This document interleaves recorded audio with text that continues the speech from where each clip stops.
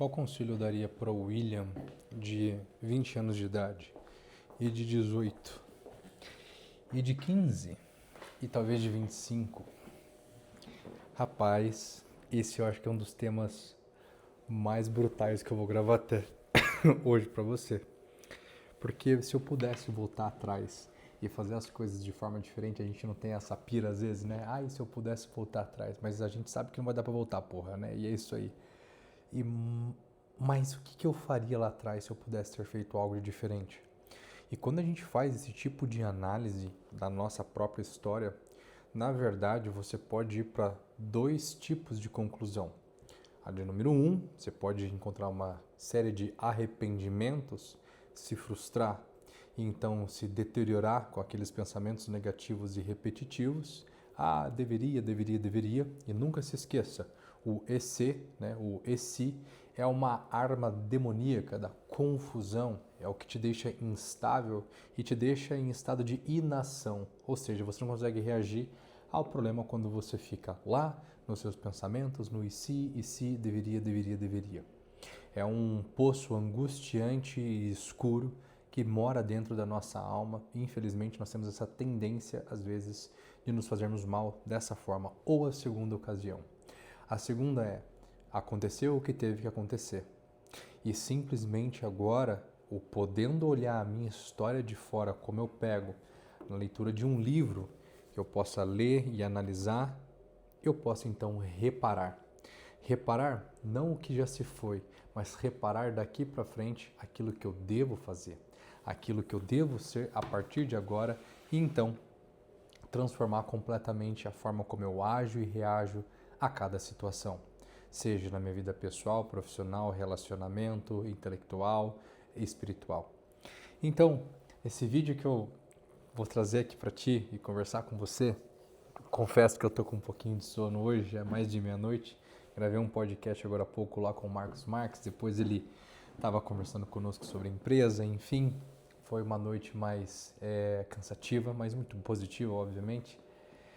E vai ser um dos vídeos assim que eu mais quero realmente dividir com você quais conselhos eu daria para o William Celso de alguns anos atrás. Eu vou dar o contexto de como que é esta vida, de como foi esta vida e do que eu faria de diferente de forma muito prática, que tenho certeza absoluta que vai servir para sua empresa principalmente, então, portanto, para sua marca.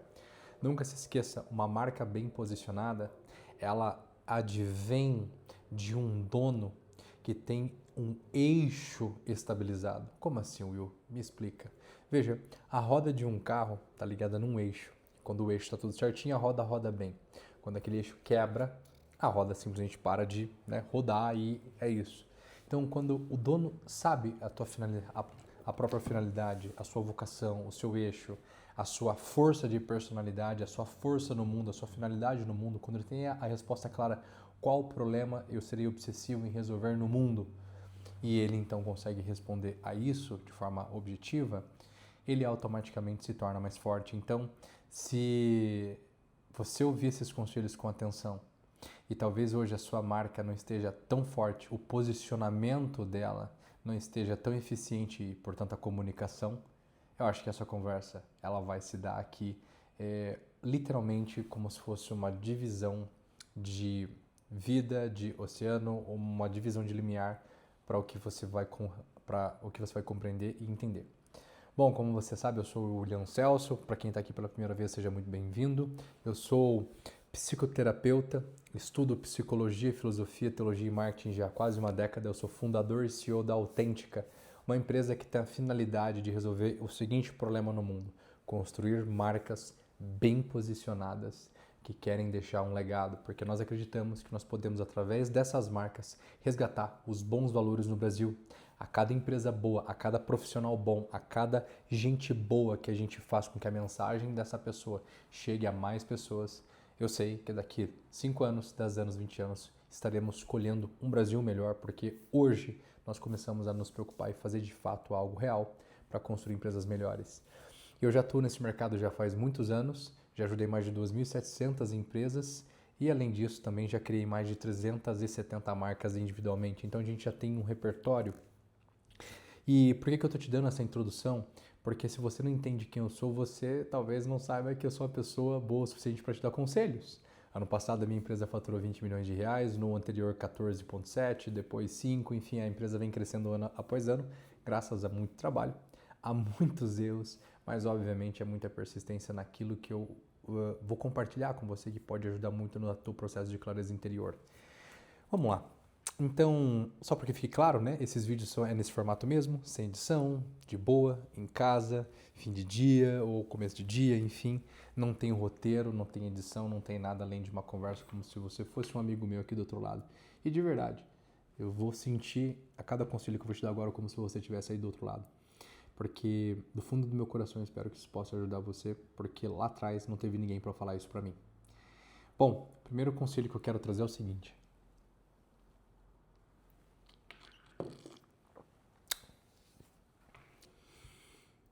A primeira coisa que eu tenho para te dizer é,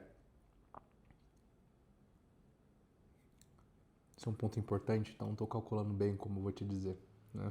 Não quero falar uma palavra sequer de forma desproporcional ou errada. Bom, mas vamos lá. Vire homem, porra. Vire mulher, porra. O que você quer dizer com isso, Will? A primeira coisa que você precisa compreender é de que você está nesse mundo para servir e não ser servido. Parece bobo, óbvio, talvez para isso na sua cabeça já seja muito simples, mas a gente se esquece disso. E você existe nesse mundo para servir. Você existe nesse mundo para ser literalmente o remédio para as chagas daqueles que estão, entre aspas, ou às vezes até literalmente sangrando. Você está aqui para ser aquele que resiste mais, aquele que se doa mais, aquele que se sacrifica mais, aquele que quando os outros erram num time, na empresa, por exemplo, bota a culpa em si mesmo e não nos outros. Porque a falta de eficiência do seu time equivale à tolerância que você tem à incompetência deles. Então a culpa é tua.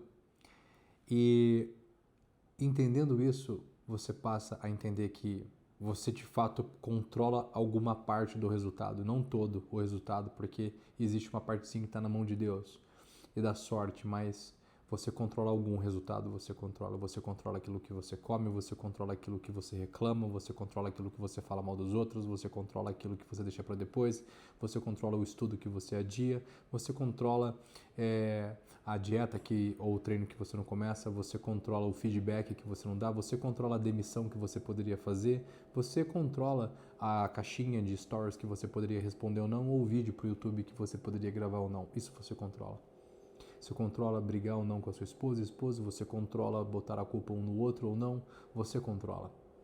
Então, a partir do momento que você entende que você está aqui nesta caceta desta vida para servir e não ser servido, você passa então a tomar decisões melhores.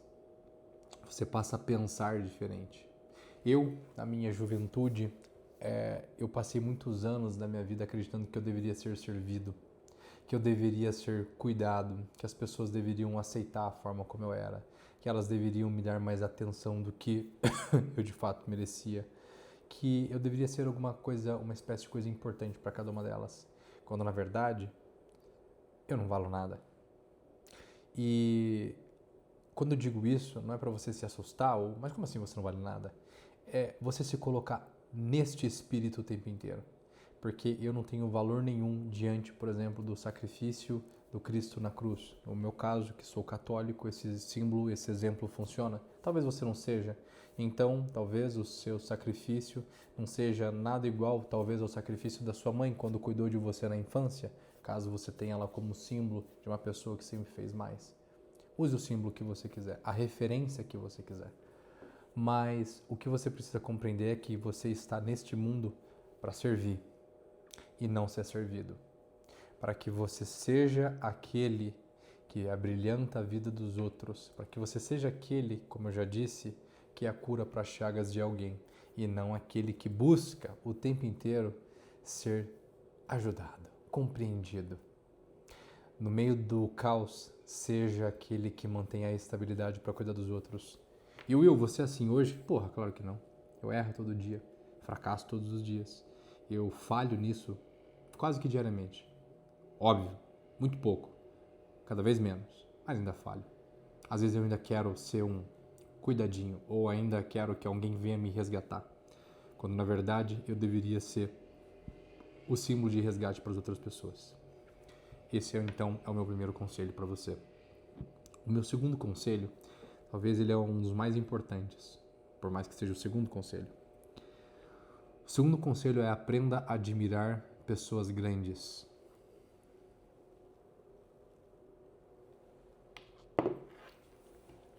Imagina que merda um mundo onde você é a melhor pessoa que existe. Imagina que merda um mundo onde não há nenhuma pessoa intelectualmente, espiritualmente, fisicamente mais desenvolvida do que você.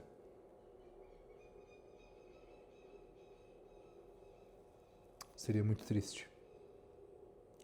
Eu parei e pensei e respirei. Que merda seria viver num mundo com pessoas como eu ou abaixo de quem eu sou. Que triste seria um mundo no qual não pudesse contemplar mentes como a de Dante Alighieri, no qual estou terminando a comédia. Já faz meses que eu estou neste livro dificílimo para minha capacidade intelectual. E o cara escreveu esta merda e eu mal consigo entender. Eu interpretei bem, eu entendi a comédia, mas obviamente muita palavra que eu não compreendo, muitos contextos que obviamente eu não peguei. Imagina viver num mundo onde eu não possa contemplar Dante, que é infinitamente melhor do que eu.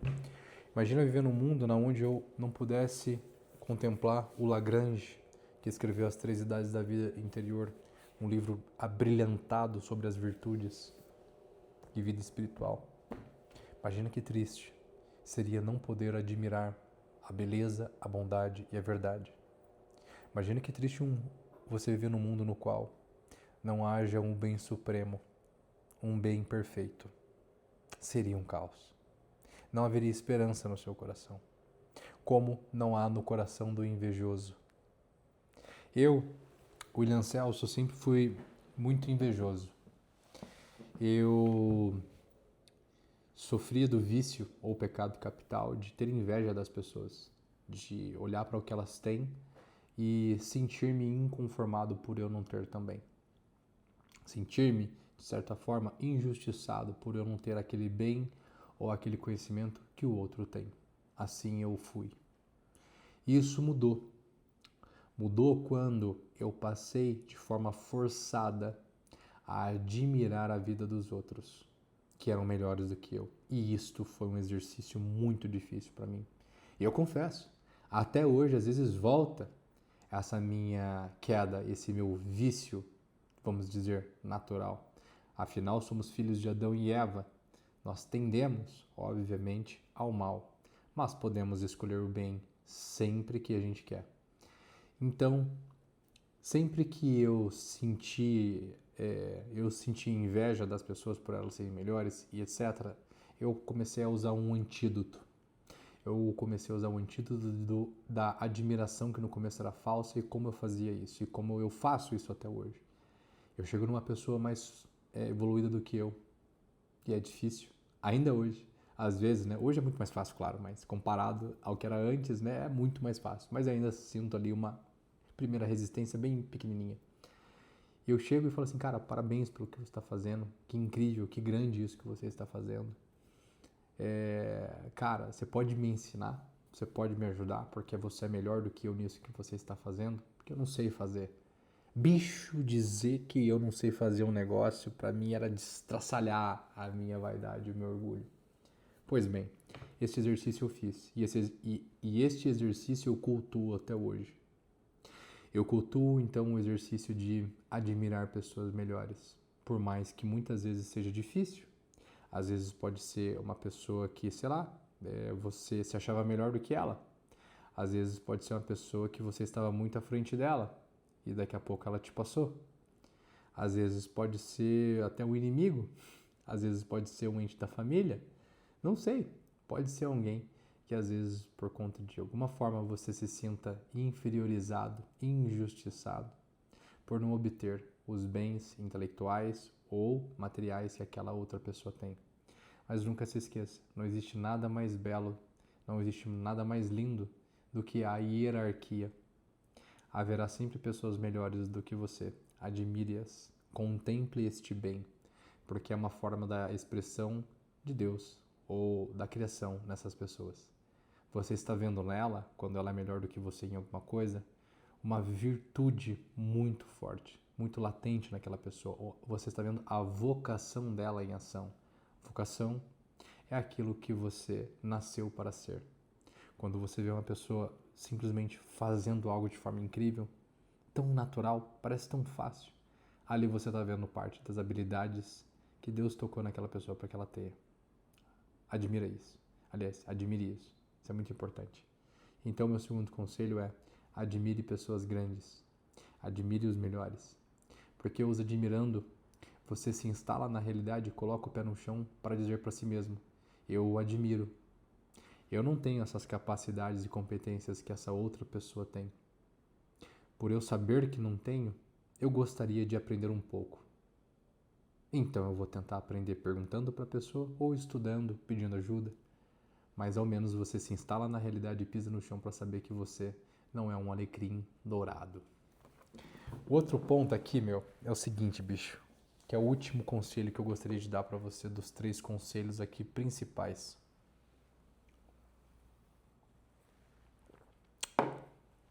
Não seja, pelo amor de Deus, um filho de uma puta, perdão a palavra que as meninas que estão ouvindo, mas não seja filho de uma puta que, preste muita atenção nisso, que é o sabichão, que é o sabe-tudo, que é aquele que não precisa aprender mais nada, aquele que dá opinião sobre tudo. Então, meu terceiro ponto para você: aprenda a fazer jejum de opinião. Principalmente sobre os assuntos que você não conhece bem. O brasileiro, julgo o brasileiro porque eu conheço mais o brasileiro, não conheço tanto os outros povos, mas o brasileiro, ele tem uma coisinha maldita, bicho, que é um desejo ardente de dar a opinião dele sobre tudo, mesmo sendo um completo idiota no assunto, um completo imbecil no tema. O filho da puta quebra a boca para dar a opinião dele. Ele acha que ele pode dar a opinião de algo que não se conhece. É como se você desse a opinião sobre um bife de wagyu maturado por 21 dias, sendo que nunca comeu um.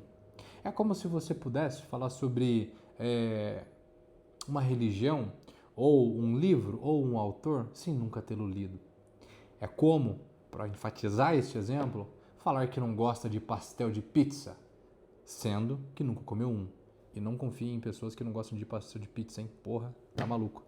Enfim, como é que você vai falar, abrir a tua boquinha de algo que você não tem certeza que é ou não é?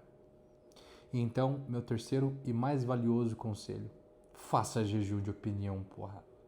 Baste, né? Baste as tuas opiniões vazias. Seja caridoso com o ouvido dos outros ou com os olhos dos outros. Porque o que eu mais vejo é dono e dono de empresa mesquinho, que gosta de emanar uma opinião sobre tudo.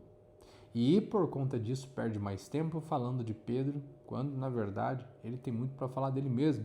Enquanto ele tem uma trave no ouvido, ele fala do cisco, da palha do olho do outro. E isso é uma verdadeira merda.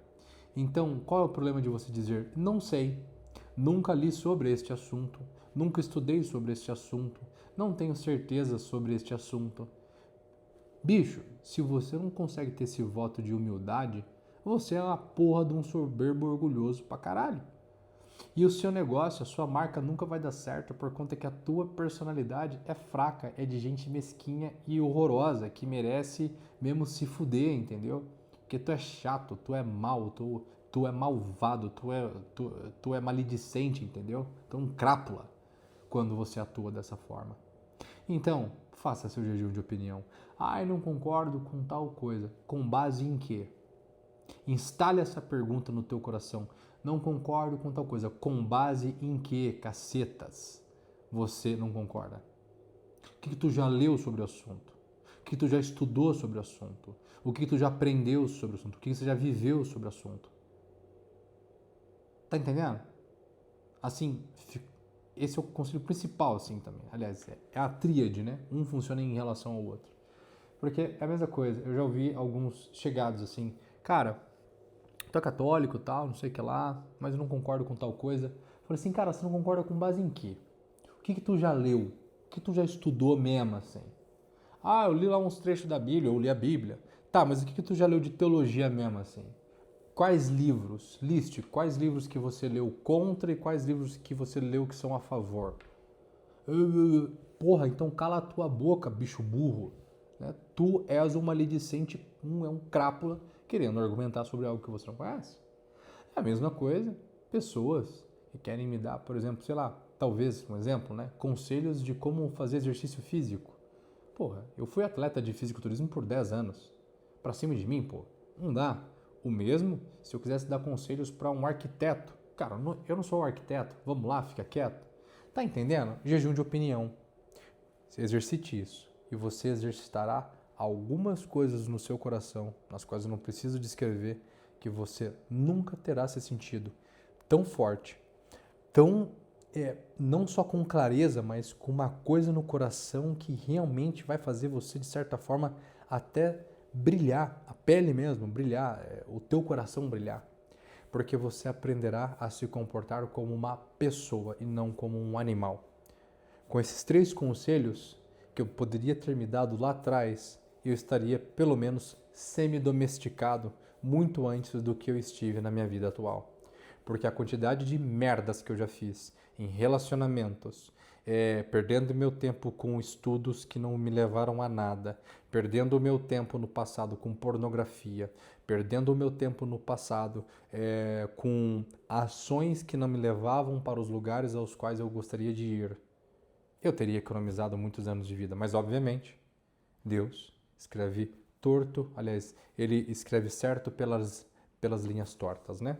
Então, obviamente, eu aprendi a não reclamar, mas a contemplar a minha história e então dela aprender lições para que eu possa então me desenvolver e servir melhor a função ao problema que eu resolvo no mundo. Então, espero que você tenha gostado desse vídeo. Foi gravado do coração, como você pode ver. Eu peço, por favor, para você apenas uma única coisa. Se puder, deixe um comentário aqui embaixo no vídeo falando sobre o que você aprendeu aqui, sobre o que foi útil para você e um tema que você gostaria de assistir no próximo vídeo, já que esses vídeos têm essa parada de ser uma conversa leve, natural, real, autêntica, sem roteiro e simplesmente onde eu compartilho com você conselhos sobre como construir uma marca melhor posicionada, comunicada de uma forma mais eficiente e também como você se transforma num empreendedor, num dona de empresa melhor, porque a sua empresa é do tamanho da tua cabeça. Nunca se esqueça, uma empresa nunca vai crescer mais do que o dono. É sempre o dono que cresce para a empresa crescer. Tamo junto, até o próximo vídeo, deixe o seu like, se inscreva por favor no canal. E se você puder, aperta o botãozinho Hyper que tem aí agora, que ele é tipo um super ok, um super gostei, para eu saber se esse vídeo prestou para você ou não. Valeu, até o próximo vídeo, até amanhã.